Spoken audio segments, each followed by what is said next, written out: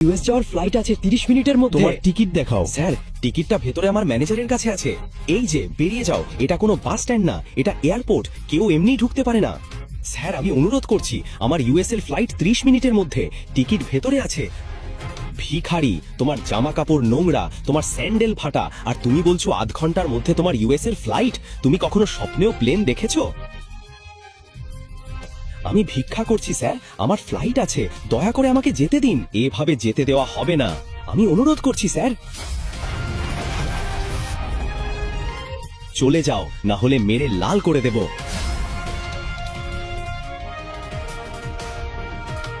ও hello.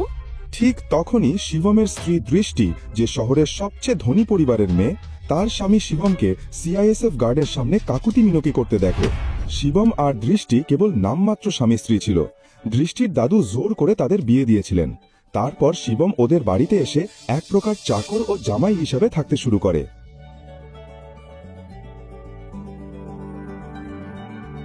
Mister ভিখারি, তুমি এখানে কি করছো? তুমি জানো তো আমার গুরুত্বপূর্ণ ইনভেস্টররা এখানে আসছেন।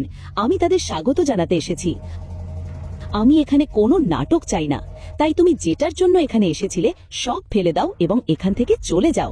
এটা খুব জরুরি, কিন্তু এরা আমাকে ঢুকতে দিচ্ছে না। দয়া করে আমাকে সাহায্য করো। তুমি এত সাহস কোথা থেকে পেলে? আমাকে ছোঁয়ার কথা কল্পনাও করো না। তোমাকে আমেরিকা যেতে হবে? আমেরিকার বানান বলো একবার। তুমি কি আদৌ আমেরিকার বানান জানো? কে সেই বোকা যে তোমার জন্য আমেরিকা